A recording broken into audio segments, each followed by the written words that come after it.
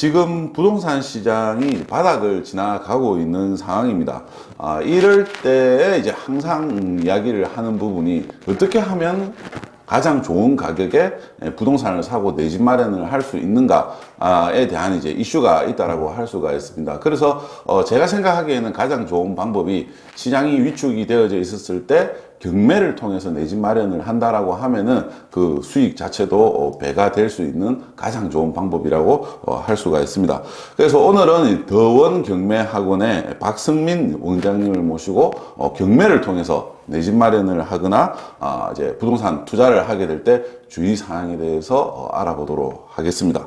안녕하십니까 원장님? 예. 안녕하십니까? 네, 예. 반갑습니다. 먼 걸음 해주셔서 아닙니다. 너무 감사합니다. 예, 초대해 주셔서 감사합니다. 네. 예.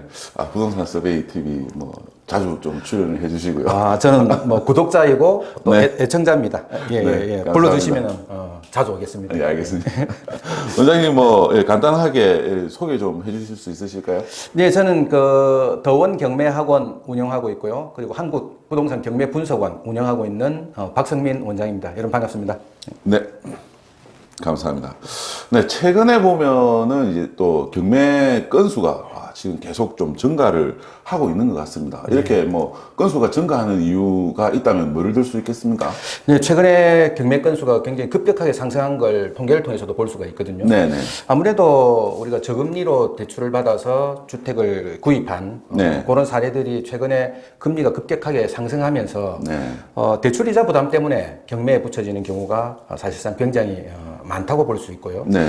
또 다른 사례로 보면은 전세 만기가 도래한 부동산에 대해서 보증금을 회수하지 못한 임차인들이 네. 임대인의 부동산에 네. 강제 경매 신청을 해서 나오는 그런 경매 건수 또한 최근에 좀 크게 늘어나고 있는 그런 추세입니다. 네. 그러면은 뭐 지금 이제 전국적으로 공통적으로 겪고 있는 게 이 금리 자체가 너무 급격하게 오르다 보니까 뭐 저 같은 경우도 이게 대출 이자가 한 2배 정도 늘더라고요. 네.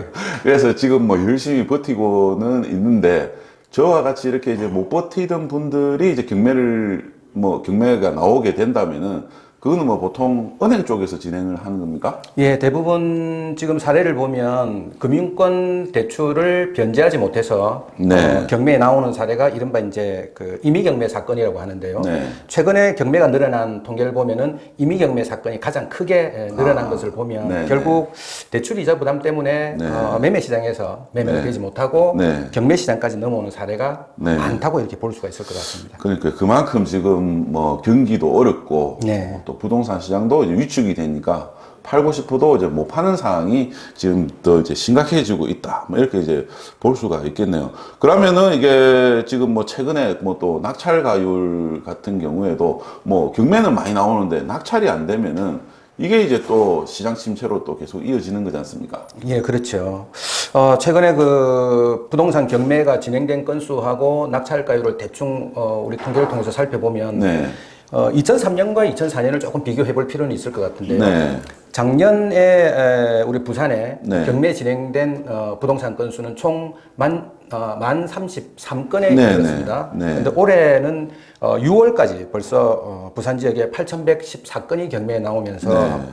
전년 동월 대비 네. 그러니까 작년 6월 비교해서 올 6월까지 네. 부산 지역의 부동산은 약 2,900건 정도 더 경매에 나와서 네, 실질적으로 경매 진행 건수가 더 많이 늘어났다는 걸 볼 수 있고요. 네, 같은 기간 대비해서 지금 이제 경매 증가 속도가 이제 더 빠르다. 예, 이렇게 예. 볼 수가 있는 더 거네요. 빠르고 더 가파르게 상승하고 있다는 그런 걸 볼 수가 있고요. 네. 그리고 우리가 그 부동산 경매 주요 지표 중에 하나인 경매 감정가 대비 낙찰가의 비율을 얘기하는 경매 낙찰가율 또한 네. 부산 지역에는 올해 6월 기준으로 보면은 네. 67.59%로 굉장히 낮은 수치를 현재 보이고 있습니다. 네.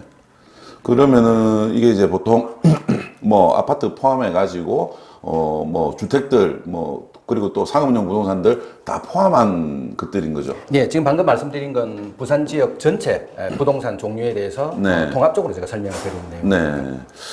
이제 뭐 저도 이 부동산을 처음 시작할 때 경매부터 이제 시작을 했었는데 아파트 같은 경우에는 뭐 항상 그 경쟁률이 높더라고요. 높습니다. 그래서 지금도 이렇게 뭐 낙찰 가율은 떨어지고는 있지만 한편으로 또 아파트 같은 경우에는 뭐 낙찰가율이 좀 높을 수도 있을 것 같은데. 예, 지금 좀 어떻습니까? 예, 방금 말씀드린 건 전체적인 부동산 경매 시장에 네. 대해서 설명드렸던 거고 네, 네. 실질적으로 아파트 경매 시장만 보면은 또 통계가 조금 달라집니다. 네, 네, 그리고 그렇죠. 실질적으로 경매 참여하는 사람의 숫자는 훨씬 더 많고 네. 그리고 입찰 경쟁률은 전체 부동산 경매보다는 훨씬 높다는 걸 우리가 알 수 있습니다. 예, 그래서 1등하기 굉장히 힘듭니다. 네, 예, 적게 써서 많은 이익을 내면 좋지만 네, 네.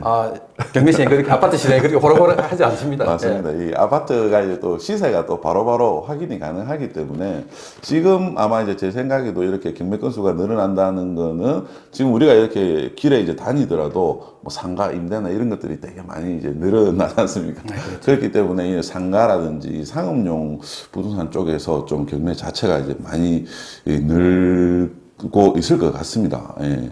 그러면 이제 뭐 부산이 이렇게 이제 늘고 있으면은 지금 이제 서울 같은 경우에는 또 이제 한편으로 이제 가격이 상승을 하면서 낙찰가율 자체가 또 부산하고는 다르게 높아지고 있다. 이렇게 이제 이야기들을 하던데 서울하고 부산하고 좀 비교하면은 지금 좀 경매 시장의 상황 분위기가 좀 어떻습니까? 서울과 부산을 경매 시장 분석을 해보면 네. 실질적으로 서울과 부산은 온도 차이가 굉장히 크다고 볼 수가 있습니다. 네. 서울 지역에는 그 통계를 통해서 잠시 보면 올해 6월까지 경매 신청된 서울 지역 아파트 건수는 2,409건으로 나타났고요. 네. 부산 지역의 아파트 경매 진입 건수는 2,106건으로 조사됐습니다. 네. 그럼 여기 실질적으로 단순 수치로 이렇게 차익을 뽑아보면은 네. 부산이 300건 정도 적게 경매가 나온 셈이거든요. 네, 네. 그런데 서울과 부산의 아파트 시장 규모를 우리가 봤을 때 네, 그죠. 실질적으로 비율로 따져보면은 부산 지역의 아파트 경매가 훨씬 더 많이 네, 나온다고 이렇게 볼 수가 있을 것 같습니다. 맞습니다. 이게 또 그 낙찰가율하고 입찰 경쟁률을 우리가 살펴보더라도 실질적으로 서울 같은 경우에는 6월 기준으로 네. 입찰 경쟁률이 낙찰가율이요 6월 네. 기준으로 87.67% 정도 나타나고 있는데 부산 지역 같은 경우에는 6월 기준으로 72.6%. 네, 네. 그러니까 단순 수치로 보면은 약 15% 정도 네. 서울이 높게 낙찰되는 높게 걸 볼 수 있는데요. 네. 아무래도 이런 원인을 우리가 살펴보면 서울 같은 경우는 이미 부동산 시장 자체가 상승 전환되면서 네. 많은 부동산이 매매 시장으로 네, 네. 매매 시장을 통해서 거래가 이루어지면서 경매 시장으로 유입되는 건수가 좀 줄어든 영향으로 볼 수 있고요. 네, 네. 그리고 부산 같은 경우에는 아직 아파트 상승 시장이 이렇게 오지 못하고 네, 네. 회복세를 돌아서지 못하다 보니까 매매 시장에서 거래가 이루어지지 못하고 그런 바람에 이게 경매 시장까지 네, 유입되는 사례가 네. 크게 늘어서 이런 원인이 나타난 것으로 이렇게 보여집니다. 네.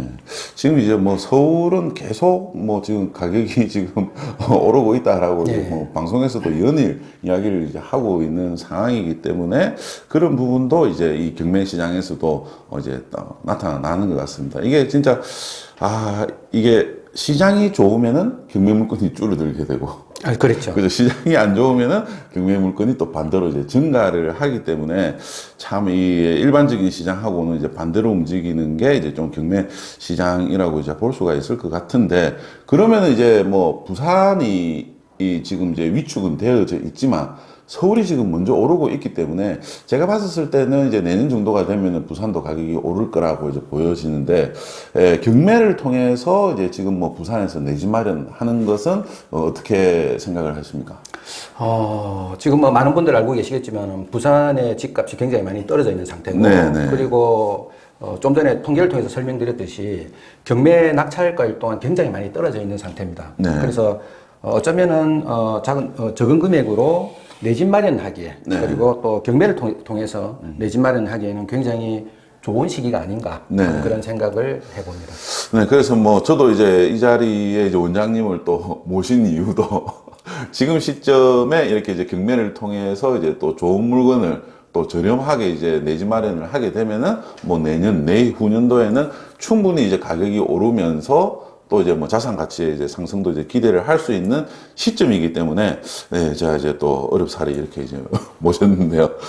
전체적으로 보면은 근데 이제 일반인들 입장에서 봤을 때는 그럼 시기적으로는 좋은 거는 알겠는데 경매 이렇게 이제 하면은 어렵지 않습니까? 뭐 대부분 다 이제 법률 용어고 이렇기 때문에 진짜 큰 마음을 먹는 게 아니면은 경매를 공부를 해서 내 집 마련을 하겠다 이렇게 접근을 하는 게 좀 쉽지는 않을 것 같아요. 네, 맞습니다. 뭐 어떻게 접근을 하는 네, 게 경매가 조금 좋겠습니까? 좀 어려워하죠. 네. 그럴 수밖에 없는 게 뭐 경매라는 것이 예.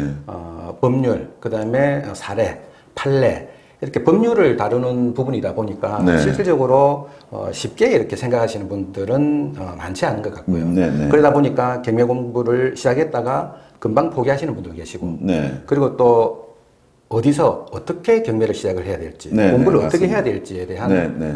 막연함 때문에 사실은 그 경매 공부를 못 하시는 분들이 참 많습니다. 네, 네. 하지만 실질적으로 공부를 우리가 좀 해보면, 네. 조금만 공부해보면은 그 어려운 부분을 조금 벗어날 수 있거든요. 네, 네. 그래서 제가 봤을 때는 최근에 경매 공부할 수 있는 통로들이 굉장히 많아졌습니다. 아, 네, 예, 뭐 네. SNS도 있고, 네. 그다음에 서점에 가면 책도 굉장히 많이 나와 네, 있습니다. 많이 나와 있고. 그래서 이걸 단순하게 한두 달 만에 아니면 서너 달 만에 경매 공부를 끝을 내겠다라고 네. 하시는 것보다는 가능하면 한 1년 이상 네, 네. 꾸준하게 경매 공부를 해보시면 권리 관계가 그렇게 복잡하지 않은 소형 아파트나 네, 네. 작은 빌라나 이런 것부터 네, 네, 우리가 그죠. 경매에서 낙찰의 맛을 볼 수 있을 것 같거든요. 맞습니다. 실례로 저희 학원 같은 경우에는 최연소 회원이 현재 25세 청년이 아, 있습니다. 25세? 예. 그 청년을 보면서 네. 제가 25살 때 제가 좀 뭘 했을까 하는 생각이 맞습니다. 드는데요. 네. 그 친구는 보면 그 청년은 아르바이트 해가지고 네. 또 다른데 돈 안 쓰고 네, 네. 경매 학원에 와가지고 경매 공부를 하고 왜 경매 공부를 하냐라고 네. 물어봤더니 남들보다 조금 더 일찍 네, 네. 경제적 자유를 누리고 싶어서 맞습니다. 경매 공부에 참여하게 됐다라고 하는 얘기를 들으면서 네.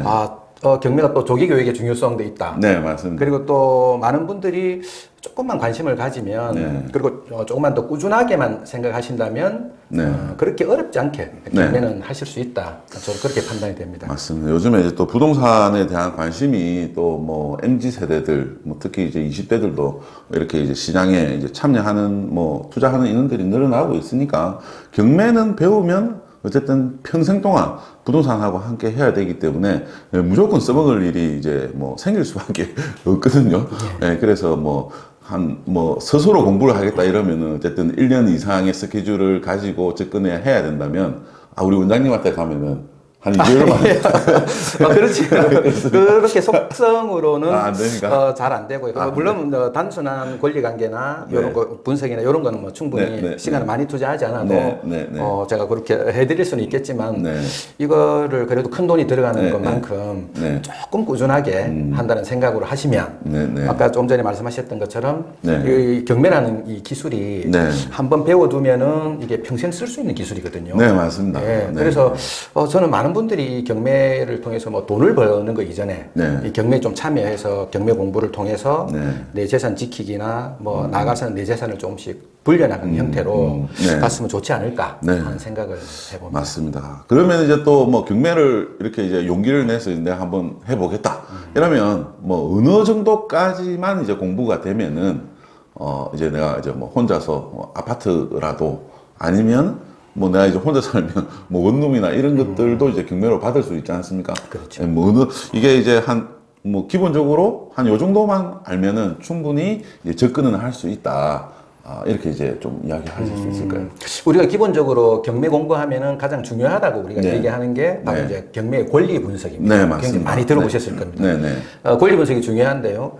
실질적으로 우리가 구입하려고 하는 아파트 아니면 원룸, 오피스텔 같은 경우에는 실질적으로 그렇게 권리 관계가 사실상 그렇게 복잡하지는 않습니다. 네, 네. 그래서 주의 깊게 우리가 경매 참여자들이 보셔야 될 내용은 네.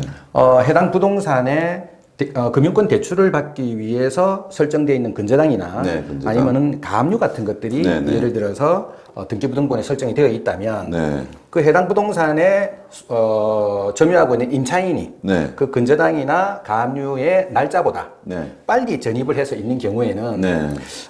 자체 분석을 잘 못하게 되면은 낙찰자가 낙찰을 받고 낙찰 대금을 법원에 잔금 납부하고 난 네, 이후에 네. 자칫 그 임차인의 보증금을 보증금을 그러니까 떠안아야 되는. 그죠. 그러니까 네. 우리 그 법률 용어로 이제 인수한다라고 네. 표현하는데요. 네, 맞습니다. 떠안아야 되는 사례들이 발생할 수 있습니다. 네, 네.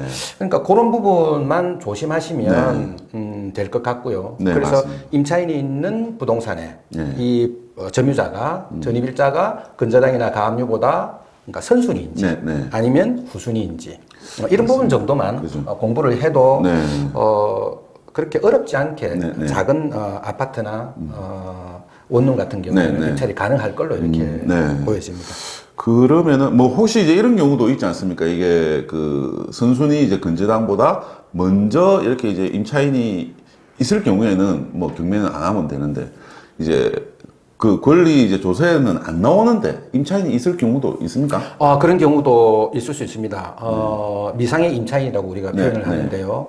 권리관계에는 등기부등본상에는 나타나지 않았지만 전입신고에는 안 나와 있는데 점유하고 있는 임차인. 네, 네. 그런 임차인은 사실상 저희가 이제 인도명령 대상자라고 저희가 표현을 하거든요. 네, 네. 점유하고 할 수 있는 권한이 없는 인도명령 대상자이기 때문에 그런 경우에는 우리가 조금 더 주의 깊게 권리관계를 살펴본 다음에 낙찰을 받고 나서 법률의 조력을 받는 거죠. 네, 네. 그래서 인도명령 신청을 통해서 점유자를 명도하는 그런 방법들이 있기 때문에 그 관계만 좀 잘 살펴보시면은 그게 크게 어렵지 않게 경매에 참여할 수 있을 걸로 그렇게 생각이 됩니다. 그러면 실제 주거하고 있는 임차인이 있는데 이제 그 임차 내역이나 이런 쪽에는 이제 존재하지 않을 때에 충분히 그 이제 점유하고 있는 임차인을 내보낼 수 있다. 네, 그렇죠. 그러니까 뭐 크게 걱정은 안 해도 된다. 네, 네. 물론 뭐 협의를 통해서 네. 이렇게 인도가 그러니까 네. 명도가 되면은 가장 간편하겠지만 네. 이게 다 아까 처음에 말씀드린 대로 경매라는 것이 네. 법에 의해서 이렇게 네. 진행이 네. 되고 집행이 되는 거기 때문에 네. 법원의 조력을 받아서 네. 인도할 수 있는 그런 방법들이 네. 다 존재하고 있습니다. 맞습니다. 그래서 저도 이 명도하는 것 때문에 뭐 몇 번 찾아가고 일을 하는 게 되게 좀 어렵고 번거롭더라고요. 뭐 이제 경매 오랫동안 이제 진행을 하셨으니까 뭐 좀 뭐 재밌다기보다는 좀 기억에 남는 명도 사례 뭐 이런 것들 좀 있으십니까? 제가 2021년도에 재개발 지역에 네. 단독주택을 경매받았던 사례인데요. 네네. 거기는 그 소유주가 점유하고 계셨는데 네. 저는 그 명도를 하기 위해서 가서 이렇게 언쟁을 하거나 이렇게 뭐 얼굴을 붉히거나 그렇게 하지는 않고요. 네네. 그리고 이때까지 명도를 하면서 한 번도 점유자와 싸워보진 않았던 것 같아요. 네. 뭐 혹시 그 명도 비용을 너무 많이 주신 거 아니에요? 전혀 그런 건 아닙니다. 저도 이게 수익이 나야 되기 때문에 과하게 막 돈을 많이 지급해주면서 명도를 하거나 하진 않고 앞에 그 말씀드린 그 재개발 지역의 점유자 같은 경우에는 제가 가서 인간적으로 호소를 하고 저도 이렇게 경매를 받게 됐는데 좀 도와주시면 좋겠다. 그렇게 이제 인간적으로 접근을 해서 제가 이제 진심을 좀 보여드리고 그렇게 하면서 그분은 오히려 나중에 이사를 하시고 나서 이사한 집에 저를 초대해서 제가 그 쌕쌕이와 휴지를 사들고 그분 댁에 집들이를 간 적이 있습니다. 이야, 의장님 대단하시네요. 그분도 참 자기가 살고 있는 집이 경매 때문에 이제 다른 쪽으로 이사를 간 상황인데 야, 대단하신 분들 두 분이서 만나셨 그러니까 이게 사실은 경매 점유자, 그러니까 소유자와 낙찰자가 그렇게 나빠야 될 관계는 사실상 아니거든요. 그렇죠. 아닌데 원인 자체가 경매다 보니까 마음이 조금 이렇게 안 좋을 수는 있습니다. 하지만 결국 사람이 하는 일이고 그렇기 때문에 인간 대 인간으로 가서 솔직하게 말씀드리고 대화하고 하다 보면 충분히 그렇게 어렵지 않게 인도할 수 있는 방법이 있고 또 하나는 또 그렇게 해서 잘 안 되는 경우에 아까 말씀드린 이제 법률적 조언을 얻어서 법원의 집행관을 통해서 이제 인도하는 그런 방법도 있으니까 그죠. 그런 부분은 크게 많이 스트레스를 받지 않아도 될 것 같습니다. 네, 알겠습니다. 일단은 뭐 하다가 안 되면은 뭐 원장님께 물어보는 걸로. 보시면 그렇게 하고 알려드리겠습니다. 뭐 어쨌든 이제 경매 자체가 또 뭐 보통 부동산 거래 자체도 거래 건수 자체가 안 많은 게 이제 개인으로 봤을 때는 좀 현실인데 경매 이래 이제 하면서 뭐 좀 주의해야 될 부분 뭐 이런 부분도 좀 있을까요? 근데 주의해야 될 부분은 좀 전에 말씀드린 대로 일단 기본적인 네네. 이론적 학습은 되어져 있어야 되겠고요. 네. 기본적인 권리 분석 권리 정도. 분석. 네. 그거는 반드시 네. 이루어져야 되고, 그리고 반드시 또 현장 확인이 필요합니다. 네, 맞습니다. 현장에 가서 봤을 때 어떤 상황인지, 그리고 시세가 어떤지, 권리관계만 볼 게 아니고, 최근에는 부동산 가격의 등락폭이 크기 때문에 네. 어떤 부동산은 좀 올라갔고, 네. 어떤 부동산은 많이 떨어졌고, 그래서 때로는 이 감정가에 대해서 네. 많은 참여자들이 혼선을 가지시는 분이 있는데, 네. 감정가는 사실상 이 부동산의 과거에 매겨진 과거의 가격입니다. 그죠. 예, 그렇기 감정 때문에. 가격이 보통 일반 감정을 하는 것보다 경매 감정은 이제 좀 높게 한다. 이런 인식이 좀 있거든요. 그 경우에 따라서 좀 다른 것 같고요. 네. 뭐, 물론 이제 그런 경우도 있겠지만은 더 중요하게 저희가 여기는 거는 감정을 하는 시점에 대한 부분입니다. 네네. 지금 우리가 경매 입찰은 지금 한다면은 네. 이 부동산의 경매 감정된 시점은 약 13개월에서 15개월 전. 네. 그러니까 1년 전에 매겨진 감정가거든요. 네네. 그러니까 감정가하고 지금 현재 시세하고는 시세하고, 네. 다를 가능성이 굉장히 네, 큽니다. 뭐 1년 이상이라면은 금액 자체도 변동폭이 되게 클 수도 있겠네요. 예, 굉장히 큽니다. 네. 그리고 최근에는 경매 신청이 돼서 그게 매각 기일까지, 네, 그러니까 우리가 네. 입찰을 하는 날짜까지 오는 날이 예전에는 그렇게 길지 않았는데요. 네. 요즘에는 경매 진행 건수가 많아지면서 굉장히 시간이 더 오래 걸립니다. 그러다 보니까 경매 진행이 되면서 처음에 개시되면서 매겨졌던 감정가 네, 네. 그리고 지금 현재의 시세가 훨씬 더 많이 달라졌을 가능성이 크기 때문에 네. 지금 현재 시세를 정확하게 파악하고 입찰에 참여하는 게 네. 무엇보다 중요하다고 보여지고요. 네. 그죠. 또 한 가지 더 우리가 볼 수 있는 거는 최근에 그 대출 실행 자체가 네. 자기 소득과 그다음에 총 부채를 네. 연계해서 그 분석을 하는 네. DSR을 적용하다 네, DSR. 보니까 네. 실질적으로 내가 소득이 있는데도 불구하고 통계에 잡히지 않는 네. 그런 소득 같은 경우에는 대출을 받을 때 그게 적용이 되지 않기 때문에 실질적으로 경매 낙찰을 받아놓고 난 이후에 네. 잔금 대출을 통해서 대출을 받아서 잔금을 실행하려고 할 때 자칫 대출이 안 나오는 경우들이 최근에 좀 많이 늘어나고 있습니다. 네, 네, 맞습니다. 저도 뭐 요번에 상가를 좀 뭐 매입을 하려고 했는데 이게 한 4군데 정도 은행을 다 알아봤는데 이게 이제 공실 상가다 보니까 대출이 안 나오더라고요. 진짜 이 뭐 경매 계약서 쓰고 나서 대출 받으려고 했으면 완전히 진짜 큰일 날 뻔했어요. 네, 그렇죠. 경매도 똑같습니다. 네. 경매도 경매를 입찰을 해서 네. 낙찰을 받게 되면은 입찰 보증금이 일단 법원에 네, 맡겨지는 거거든요. 네, 네. 근데 그때 만약에 그 뒤에 대출을 알아보고 만약에 대출이 실행이 안 된다. 네. 그래서 자금을 조달하지 못한다면 그 보증금을 결국은 뗄 수밖에 없는 네, 그런 상황이거든요. 맞습니다. 그래서 저도 마찬가지고 제 주변에 있는 분들 경매 가이드 해드릴 때는 네, 네. 가장 중요한 건 우선 내가 대출이 실행이 되는지 안 되는지 네, 네. 그리고 이 부동산을 통해서 대출이 얼마가 실행될지 그리고 네. 금리는 어느 정도 될지 네, 네. 선결적으로 먼저 확인하고 나서 네, 경매에 그렇죠. 참여할 걸 권유드리고 네, 있거든요. 맞습니다. 그래서 최근에는 이 부분도 네. 굉장히 중요하게 우리가 살펴봐야 될 주의점으로 보여집니다. 그죠. 지금 이제 또 이 DSR이 적용이 되고 있는데 스트레스 DSR이 7월 달부터 적용을 하려고 했다가 정부에서 지금 또 서울 집값이 또 좀 바짝 오르니까 이걸 9월 달로 또 연기를 했거든요. 그렇게 보면은 지금 9월까지 이전에 대출을 받을 수 있는 이제 또 한도가 조금 더 늘 수가 있으니까 경매하는 것도 뭐 9월 이전까지 뭐 하는 게 좀 좋기는 좋을 것 같기도 하고요. 그러면은 이제 일반 아파트에 대해서도 뭐 이렇게 대부분 이제 내 집 마련을 하려고 하지만 또 투자 목적으로 해가지고 재개발, 재건축 뭐 이런 이제 단독 주택이나 뭐 빌라, 다세대 이런 것들을 사가지고 내가 오랫동안 보유를 하겠다. 아파트 분양 가격이 너무 비싸니까. 그래서 이제 재개발, 재건축 쪽에도 뭐 경매로 접근을 많이 하시는 것 같은데요. 이럴 때 이제 또 뭐 주의사항이 좀 있을까요? 네, 아무래도 이 정비사업 구역 안에 있는 네. 부동산 물건을 우리가 취득할 때는 네. 조금 더 일반 아파트에 비해서 조금 더 주의해야 될 게 좀 네. 많습니다. 한 네. 가지. 네. 우선은 우리가 그 정비사업 안에서 구역 안에서 입주권, 네네. 조합원들의 입주권은 1인이 2개의 입주권이 나오지 않는 시스템이다 네, 보니까 과연 이 현재 경매에 나와 있는 이 부동산이 네네. 다물권자의 부동산인지. 그래서 자칫 잘못하면은 그냥 우리가 입찰을 해서 낙찰을 받았다가 네. 이 물건이 현금 청산 대상이 되는 경우들이 있습니다. 네, 그죠. 그래서 네. 그런 부분들은 주의를 하셔야 되는데, 네. 그래서 일단 정비구역 안에 경매 물건이 나오면, 네. 조합이 결성되어 있으면 조합 사무실, 네. 조합 결성되기 이전의 상황이라면 추진위원 사무실을 찾아가셔가지고 네, 네. 해당 집원을 알려주시고 네. 여기 이 물건이 경매에 나와서 그런데 내가 참여하려고 한다. 네, 네. 만약 이게 내가 낙찰을 받게 되면 네. 혹시 현금 청산되지 않느냐 하는 거를 네. 질의하시고 네, 그죠. 입찰에 참여하는 게 굉장히 중요하다고 저는 네. 보여지고요. 네, 맞습니다.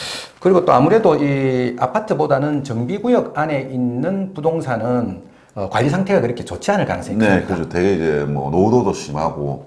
네, 그렇죠. 그러니까 가다도 많고. 노도가 좀 심하기 때문에 이게 정비구역으로 네, 지정돼서 맞습니다. 재개발, 재건축을 하는 네. 거거든요. 그렇기 때문에 재개발 지역 안에 있는 주택이나 다세대 같은 경우에는 노후화되어 있고 네. 관리가 잘 안 되어져 있을 가능성이 크기 때문에 실질적으로 우리가 낙찰을 받고 난 이후에 네. 노도로 인한 그 보수비가 굉장히 많이 들어갈 가능성이 더 큽니다. 네, 네, 맞습니다. 그래서 제가 현장 확인을 반드시 해보시라고 권유드리는 이유는 네. 가서 꼭 해당 부동산의 관리 상태, 네, 네. 그리고 뭐 우리가 전체적으로 다 구체적으로 확인할 수는 없겠지만은 네. 주의 탐문을 통해서도 좀 보실 필요가 있겠고요. 네. 그래서 그 수리비에 대한 네, 수리비. 부분도 우리가 입찰 가격을 산정할 때 충분히 감안해야 될 문제인 네. 것 같습니다. 그러면은 이게 또 근데 이제 경매는 받으려고 하면은 이제 우리가 일반 집은 이제 사기 전에 집을 이렇게 가서 보고 뭐 누수가 있는지 뭐 곰팡이가 있는지 뭐 이런 것들을 이제 보는데 경매 같은 경우에는 그렇게 사전 확인하기가 이제 좀 어려운 부분이 있어서 그게 조금 난감할 수는 있을 것 같습니다. 네, 경매에서 가장 큰 핸디캡이 바로 네. 경매된 부동산의 내부를 확인할 수 없다. 네, 맞습니다. 그걸 뭐 강제력을 동원해서 네. 확인할 수 있는 방법은 없는 거거든요. 네, 네.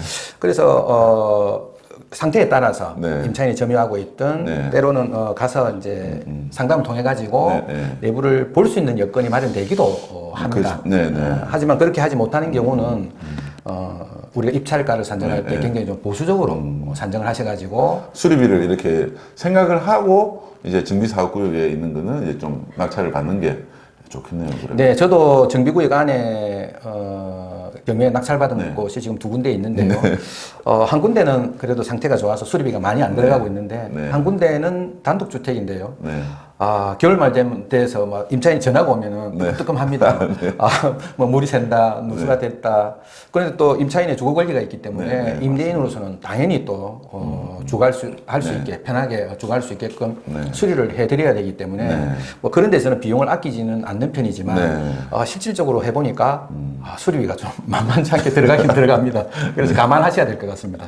알겠습니다. 아이고, 좋은 말씀 감사합니다. 이 뭐 경매 이제 정비구역에 있는 이제 물건이나 아니면은 일반 아파트라도 경매를 받기 전에는 현장 확인을 꼭 하고 그 다음에 이제 시세도 또 이제 정확하게 확인을 한 다음에 경매를 받는 게 이제 필요할 것 같습니다.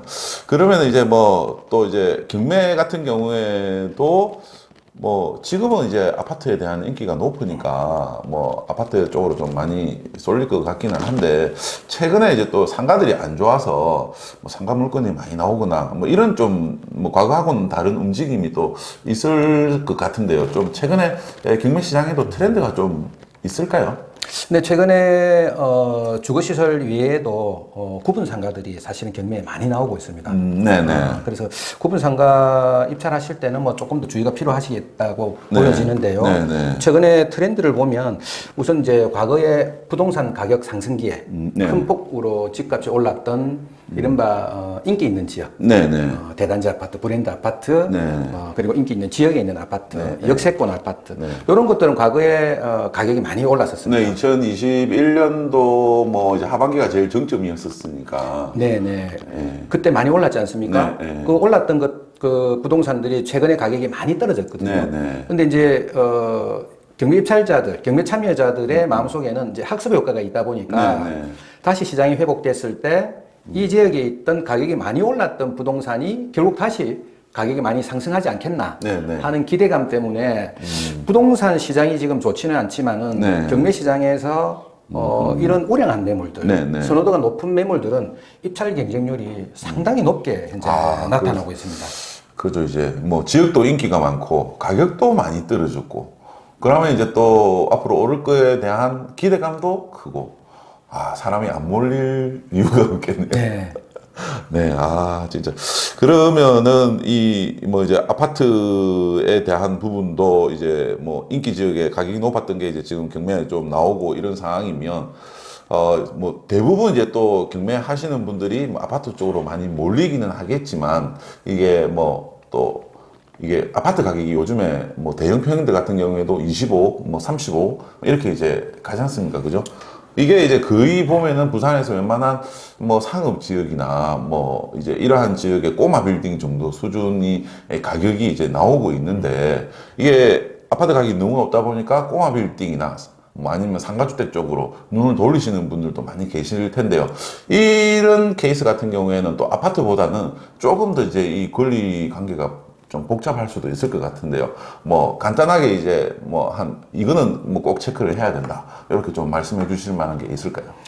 아무래도 그 아까 앞에서 설명드렸듯이 네. 아파트 같은 경우 그리고 빌라 같은 경우는 권리 관계가 그렇게 복잡하지는 않습니다. 네, 보통 네. 한 세대가 거주하고 있는 권리이기 때문에 네, 네. 그 임차인에 대한 권리 이런 것들을 주의 깊게 보시면 될 것 같은데요. 아무래도 이제 상가주택이라든지 꼬마 빌딩 같은 경우에는 권리 관계가 조금 더 많고 또 다양하고 복잡할 가능성이 큽니다. 네, 네, 그러다 보니까 권리 분석을 하는데 조금 더 심의를 기울여서 네, 네. 분석을 해야 될 필요가 있을 거고요. 네. 그리고 또 하나는 아파트에 비해서 꼬마 빌딩이나 상가주택 같은 경우에는 상권이 사실은 굉장히 중요하거든요. 네, 네. 우리가 경매로 싸게 매입을 했다 하더라도 이게 원활하게 뭐 임대가 제대로 되지 않는다든지 네, 네. 그래서 임대 수익이 안 나오면은 또 곤란한 지경이 올 수도 있거든요. 네. 그렇기 때문에 꼬마 빌딩이나 상가주택을 경매 취득할 때는 권리관계 외에도 네. 뭐 상권 분석을 네. 조금 더 네. 해야 되는 그런 상황이 올 수도 있다고 볼 수 있습니다. 네. 그러면은 이게 이제 또 상권 분석까지 또 먼저 조사를 해야 됩니다. 예. 할 일이 엄청 많네요. 이게 이제 경매도 이 분야가 뭐 아파트, 뭐 구분 상가 이런 이제 꼬마 빌딩 뭐 이렇게 이제 구분이 많이 나눠지니까 뭐 재개발, 재건축, 정비사업 구역도 그렇고요. 이거를 이제 경매를 하려면 하나 딱 분야를 딱 정해놓고 집중적으로 파고드는 게 좋겠네요. 일단은 그 가장 단순한 권리 관계가 아파트, 네, 다세대 주택이기 네, 때문에 네. 거기서 출발하는 게 제일 저는 유효하다고 생각을 하거든요. 네. 그래서 처음부터 복잡하고 분석해야 될 것이 많고 실수를 만약에 했을 때 리스크를 네. 크게 안을 수 있는 네, 네. 그런 좀 큰 부동산보다는 네. 아파트나 다세대 주택에 우리가 그 공부를 해서 네. 가볍게 참여하는 것도 좋은 방법이라고 생각되고요. 네네. 그리고 최근에 제가 좀 좋은 앱을 하나 보고 있는데요. 네네. 부동산 서베이 앱이라고 있습니다. 그게 우리 앱이지 않습니까? 그렇습니까? 제가 잘 몰랐는데 그렇습니까? 거기 앱 보면은 감사합니다. 거기 뭐가 있냐면은 매수 추천 점수라는 게 있습니다. 네, 그래서 네. 향후 1년 후, 2년 후에 네. 이 부동산의 가격이 오를 것인지 내릴 것인지를 네. 굉장히 그 세밀하게 데이터화해서 점수화시킨 그런 네. 앱을 제가 본 적이 있거든요. 네. 그래서 참 그런 귀한 앱을 찾으시네요. 아주 좋습니다. 그래서 그 앱을 좀 꾸준하게 보시고 네.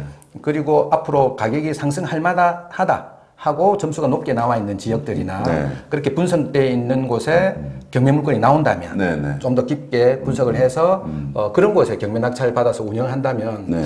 실수할 수 있는 폭이 굉장히 줄어들 걸로 네. 그렇게 보여집니다. 그죠. 앞으로 이제 또 시장을 예상을 하는 게 또 쉬운 일은 아니니까, 네, 그렇게 이제 매수 추천 점수와 같은 중요합니다. 지표를 예. 잘 활용하시는 게 이제 도움이 또 될 것 같습니다. 지금 이제 뭐 올해도 이제 뭐 하반기로 이제 접어들고 있는 상황인데, 뭐 올 하반기하고 내년 정도에 이제 뭐 경매로 부동산 투자를 하겠다라고 하시는 분들은 뭐 어떻게 이제 좀 접근하시는 게 좋겠습니까, 원장님? 아무래도 경매로 뭐 저가로 내 집 마련하기는 굉장히 좋은 네. 때라는 거 말씀드렸고 네. 그리고 이왕이면은 부동산 가격이 회복됐을 때 네, 네. 가격이 조금 더 크게 상승할 수 있는 네. 상급지 갈아타기 네. 또 한번 우리가 생각해 볼 필요가 있을 것 네, 같고요. 네. 그리고 가격이 하락한 현재 재개발 재건축 지역들이 있습니다. 네. 근데 그 지역들에 굉장히 저가로 낙찰받을 수만 있다면 그 지역에 대한 공략도 좋을 것 같고요. 네. 그리고 뭐 근린주택, 네. 공합빌딩 같은 곳에 안정적으로 임대 수익을 가질 수 있게끔 네. 입찰도 한번 해볼 필요가 있을 것 같고요. 네. 그리고 어차피 이게 부동산 상품은 굉장히 종류가 다양합니다. 네. 다양한데 처음부터 어렵고 복잡한 걸 하시기보다는 네. 작은 아파트 네. 그리고 내가 가지고 있는 자본에 맞게끔 네. 부담을 크게 느끼지 않는 선에서 소자본으로 한번 경매를 시작을 해보는 거죠. 네, 네. 그렇게 하면서 앞으로 이제 가격 회복기가 됐을 때 네. 충분하게 그 가격에 대한 어떤 이익을 볼 수 있는 네. 그렇게 경매에 참여를 해보면 어떨까 네. 그런 생각을 해봤습니다. 네, 뭐 한편으로는 또 이렇게 경매라고 하는 게 이제 부담스럽게 또 생각은 할 수도 있겠지만 그렇지만 또 가볍게 접근을 해서 시작을 하다 보면은 충분히 이제 또 뭐 내 집 마련이라든지 또 자산 가치를 이제 또 키우는 방법으로 아주 좋은 방법이 경매라고 할 수 있을 것 같습니다. 아, 네, 오늘 원장님 또 귀한 시간 내주셔서 참여해 주셔서 너무 감사드립니다.